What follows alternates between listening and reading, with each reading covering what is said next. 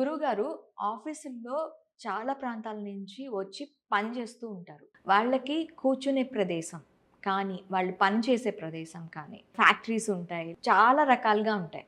వ్యక్తి పని చేసే చోటు, తను కూర్చునే చోటు ఏదైతే ఉంటుందో, ఆ వాస్తు అనేది తన పైన ప్రభావం చూపిస్తూ ఉంటుందా?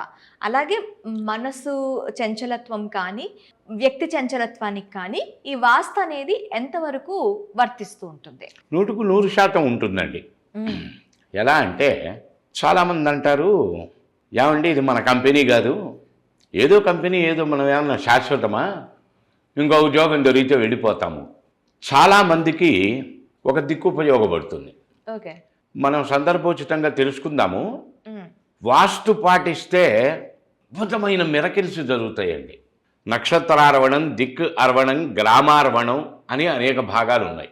అందులో అసలు ఆ ఏరియా మనకు ఉపయోగపడుతుందా పడదా అనబడేటువంటిది తెలుసుకునే విధానం, ఇవన్నీ కూడా చాలా మార్గాలు ఉన్నాయి అందులో.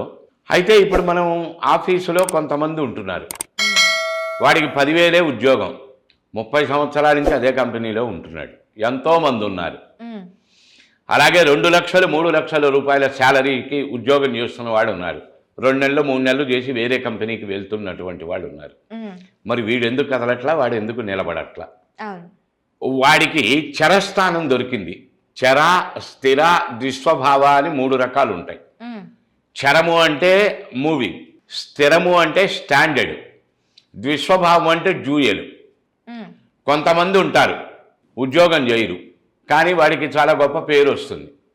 కొంతమంది ఉంటారు గొడ్డు చాకరీ చేస్తుంటారు, వాడికి విలువ ఉండదు, గుర్తింపు ఉండదు, శాలరీ పెరగదు. కొంతమంది ఉంటారు వాడికి ఏ తెలివితేటలు ఉండవు కానీ వాడు టీం లీడర్ అవుతాడు.